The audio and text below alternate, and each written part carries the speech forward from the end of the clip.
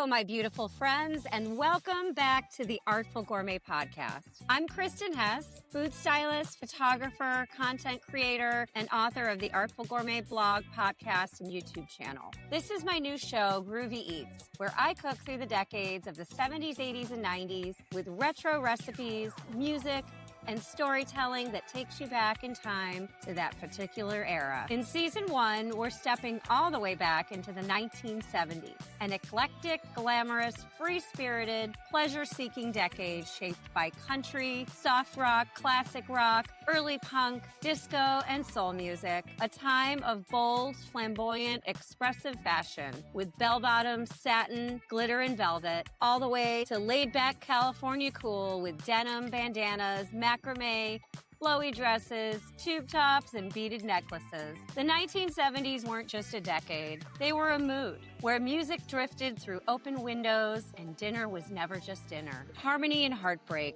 disco balls and desert highways, comfort food and cultural shifts. Every episode, we go back to the songs that shaped us and the dishes that sat on the table when it all happened. Here's the groove. Welcome to Groovy Eats, where we cook through the decades, one groove at a time. Each episode of Groovy Eats brings together the flavors, music, and memories of a moment in time, the dishes people were eating, the drinks they were sipping, and the songs playing in the background. Today we're stepping into May 1978, when disco ruled the night, dance floors sparkled with mirror balls, and a brand new song by the Queen of Disco was about to take over the world. That song, Last Dance, Donna Summer's unforgettable anthem from the film Thank God It's Friday. And tonight, we're channeling that late night disco energy with a Midori Sour cocktail and a classic PuPu Platter favorite, Crab Rangoon with Plum Sauce. So turn up the music, turn on the disco lights, because tonight we're cooking like it's 1978. Hey guys, welcome to Groovy Eats. We are back with a super fun show, Donna Summer, Last Dance, and Late Night Disco Bites from the 1978 LA restaurant row scene, the Islander Tiki-Bar. You guys, this is gonna be a super fun episode. I'm so glad you're here. And I've been waiting for this one for quite a while, so it's finally here. Thanks for joining me today on the Artful Gourmet podcast, Groovy Eats. So let's talk about 1978 and that whole scene out in LA Restaurant Row. There's certain songs that instantly transport you somewhere. And for me, Donna Summer's Last Dance does exactly that. The moment that intro starts playing, I can practically see the lights. Sequins sparkling under mirrored disco balls, people dancing like they never wanted the night to end. And honestly, in 1978, they didn't. Disco wasn't just music, it was a lifestyle. It shaped the fashion, the nightlife, the restaurants, the cocktails, even the way people gathered together. And in May of 1978, disco officially hit the big screen with the release of Donna Summer's movie, Thank God It's Friday. That's where Last Dance first made its debut. Donna looked amazing singing on stage. And that song, I don't know if you guys know, they actually won a Grammy for that whole song, and that movie won an Academy Award all because of that song. Now, if you haven't seen the movie, it's a little crazy, it's a little retro, but it's super fun. It's very 1970s. It's actually kind of funny to watch, but I really wanted to see Donna singing that song and really to just get the whole gist of the disco scene down in LA, Restaurant Row, Osko's Disco, which is where they filmed the actual movie. That was a place. I mean, in the movie, they called it the zoo, but Osko's Disco was a real place right there on Restaurant Row. And, you know, people would go out before the disco and they would go out after the disco. So it was an all-night affair. And, you know, there was a lot of cool little like seafood shacks and hot dog trucks and all kinds of, you know, little cool restaurants like Fish Shanty and the Captain's Seafood House. But one of the really cool places was the Islander, which was more of like a tiki-bar style restaurant, which was all the rage in the mid to late 70s. So I'm going to go into the recipes that I'm going to be making for you guys in the YouTube video. I'll talk about them a little bit, but we're going to actually be making some retro cocktails and some little appetizers that were from the Islander and that whole tiki-bar cool trend that was going on in the 70s. So let's talk about the movie and Donna Summer a little bit, the history. If you've never seen Thank God It's Friday, it's basically a glitter-covered time capsule of disco culture at its peak. The movie follows a wild night inside a disco club inspired by the legendary Oskos on Restaurant Row in Los Angeles. And Donna Summer absolutely steals the show. Her performance of Last Dance became the emotional centerpiece of the entire movie. A song that begins almost softly, like the anticipation of a night out, and then explodes into one of the greatest disco anthems of all time. Donna Summer had already changed music forever before Last Dance even hit the theaters. With her hit songs like Love to Love You Baby, I Feel Love, MacArthur Park, which has also just resurfaced as one of her top songs with them skating to it at the Olympics, and Hot Stuff, which came later on in her career. But Donna Summer redefined what dance music could be, and that is why she truly is our #1 disco queen of all time. In fact, her producer, Brian Eno, once famously said after hearing I Feel Love, "This is it. Look no further. This single is going to change the sound of club music for the next 15 years." And he was right. Donna blended disco, soul, rock, electronic music, and pop in a way no one else had before. She wasn't just riding the disco wave, she was the wave. Okay, so let's talk a little bit about the scene in LA in 1978. Picture this. You've just spent hours dancing at Osko's, a legendary disco club on Restaurant Row in Los Angeles. The air is warm, your hair smells like perfume and smoke, your feet ache just a little bit, but the night isn't over. And outside, the city is still alive. Restaurant Row is glowing. Neon signs are flickering, music spilling out of the doorways, and people still dressed in sequins and silk are moving from club to table. Because after the dancing came the ritual. Late night cocktails and late night bites, and one of the hottest spots to land, the Islander. It was a tiki-inspired restaurant and bar known for its tropical drinks, dim lighting, and over-the-top appetizer platters. It was pure escapism, a little bit of the South Pacific, right in the middle of disco-era LA. So to understand this moment, you have to understand Donna Summer. Donna wasn't just part of the disco, she defined it. Earlier in the decade, she stunned audiences with Love to Love You Baby, a song that was bold, sensual, and completely unlike anything on the radio. Then came her song, I Feel Love, and everything changed. That track, with its pulsing, hypnotic, electronic beat, became the entire blueprint for modern dance music. Artists and producers still reference it today. And by 1978, Donna was unstoppable. Next, Hot Stuff, Bad Girls, MacArthur Park. She moved effortlessly between disco, rock, and pop, expanding what the genre could be. And then Last Dance, a song that begins as a ballad, almost intimate, slow, romantic, and then it slowly builds and transforms into a full-blown disco anthem. It mirrors the night itself, the anticipation, the connection, and the release. And just like the music defined the dance floor, the drinks defined the night. In 1978, a bright green liqueur from Japan made its debut into the U.S. Midori, you know the one, the bright, green, sweet, vibrant, glowing under club lights, melon liqueur. And it quickly became a signature ingredient in one of the most iconic cocktails of the era, the Midori Sour. Imagine holding that glass in your hand. It's cold, citrusy, slightly sweet, the kind of drink that feels playful, a little indulgent, and a little bit glamorous. To make it is super easy. You start with 1 or 2 shots of Midori, get a shaker, super cold, and you're going to add the Midori, a little bit of vodka for balance, and then you're going to add some fresh lemon juice for brightness and just a touch of sweetness. Shake it over the ice, strain it into a chilled glass, preferably a martini glass or one of those cool tropical looking glasses. Garnish it with a maraschino cherry on top or a wedge of pineapple. It's not subtle. It's not meant to be. It's a drink that wants to be seen, just like disco itself. Now, let's talk about the food.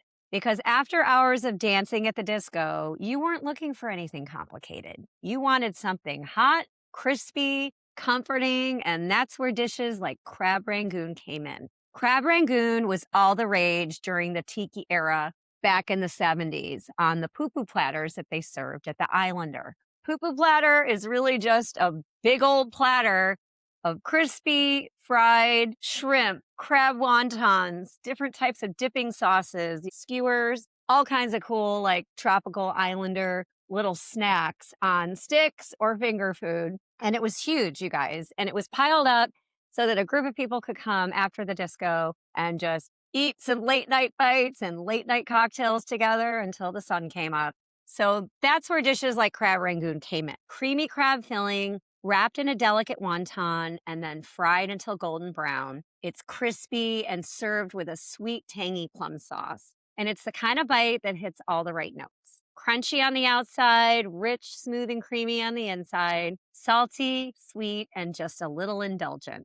To make them, all you guys got to do is blend some cream cheese with lump crab meat, add some green onions, a little bit of garlic, a splash of soy sauce. Then you're going to fold the mixture into the wonton wrappers. Just a little scoop is fine. You're going to pinch them together like a little purse. You're going to fry them in hot oil until they're golden brown and crispy.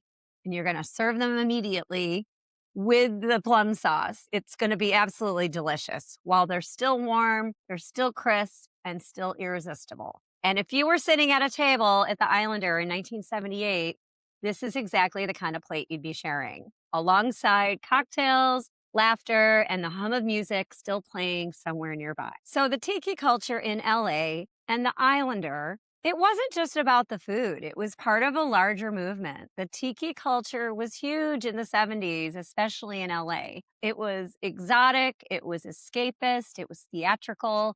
They had flaming cocktails and PuPu platters. It offered something completely different from the disco floor, but somehow it fit perfectly into the same night because everybody went there afterwards, after dancing and drinking all night long, to hang out and have some late night bites and late night cocktails together until the sun came up. I'm going to be posting some pictures for you guys, not only of the recipes, but also of the Islander back in the 70s and pictures of Restaurant Row in LA, of the fish shanty and the captain's table and that hot dog pup stand that I was telling you guys about. It was a total vibe. And I just love that, they actually filmed it at that Osko's disco that they called the zoo in the movie, but it was really seriously a big disco scene. And, for me, what I love about this moment in time is how everything connected. I was still a kid in 1978, but we used to go roller skating and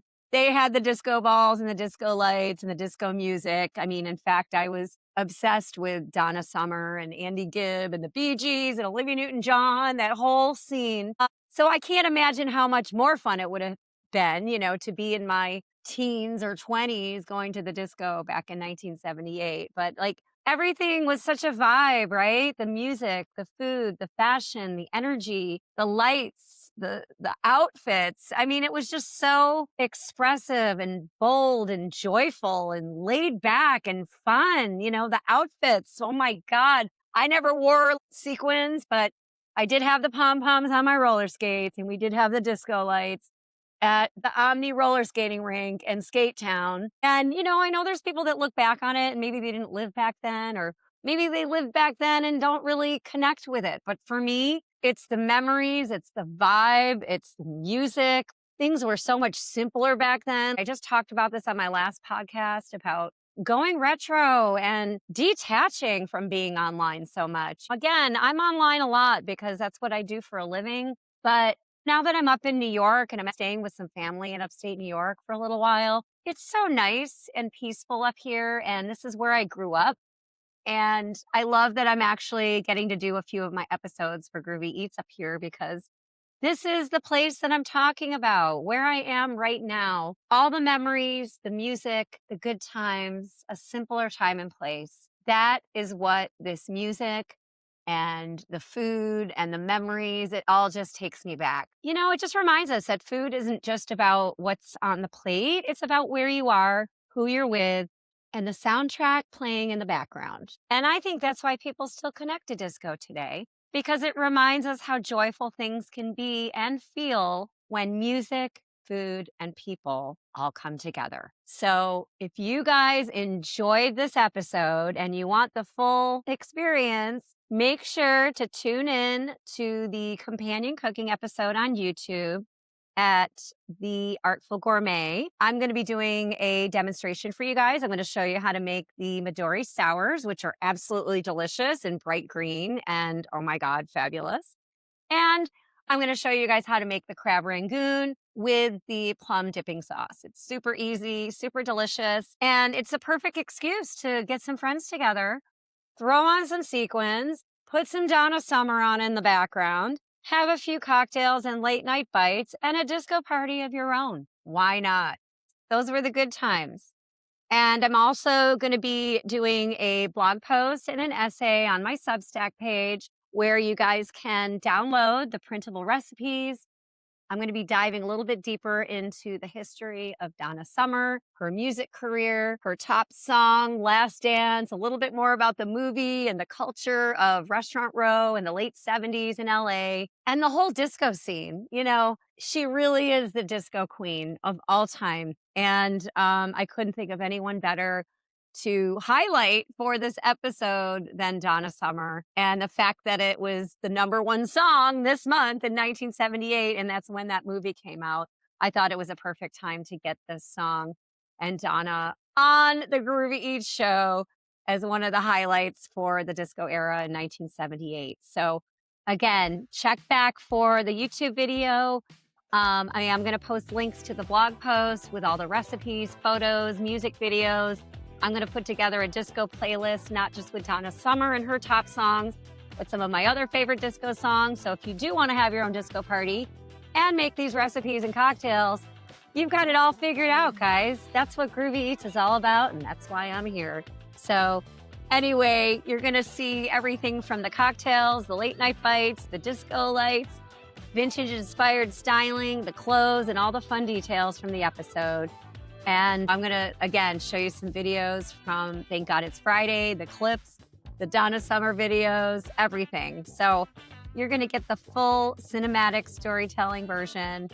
Head over to my Substack, where I'm going to dive a little bit deeper into the history, the emotion, the nostalgia, everything behind this incredible era. LA, Restaurant Row, Donna Summer, the whole disco scene. It's just going to be a really fun multimedia experience. So make sure to visit the blog, go to Substack, check out my YouTube video. And of course, if you love this episode and you love my show, I would love if you would comment below. What are some of your favorite songs? What are some of your favorite recipes from 1978 or the late 70s? What's your favorite disco tune? Who's your favorite disco artist? I'd love to keep the conversation going. And if you'd share it with a friend who loves music and retro recipes, I'd love that as well, because that just keeps me inspired and helps the show grow when you guys comment, rate, share, all the good things. What I love most about 1978 and that whole era is how everything felt connected. The music, the nightlife, the food, the energy, it all just lived together in the same moment. And maybe that's why we still romanticize disco, or at least I do. Because for a few glowing hours under those lights, the night felt endless. And, you know, even if I was a kid and we were just doing roller skating, the disco lights, the music, all of it, it kind of transported you to another time and place. And I think that the late 70s are an era, as well as disco, that you can never recreate, right? It was just one of those moments in time and a period of just fun, letting loose. We had no phones, no internet. People just went out and had fun, and they danced and they sang and they ate and they drank. What better way to live life than to live life on the edge a little bit and throw on some sequins and dance the night away to a cool cocktail and some late night bites, right? So I just want to thank you guys again for joining me on Groovy Eats. This is where we cook through the decades, one groove at a time. And until next time, stay groovy.